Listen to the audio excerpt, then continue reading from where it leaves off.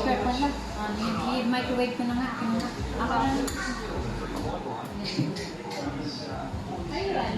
Ano ba to? Balik kami ito? So, what's your decision? Are you gonna go with Sige, mom? huwag mong buhatin na yung like her. Ayan na, naluto niya na ang Cajun seafood. Ayan o. Mimix na namin sa niluto niyang sauce.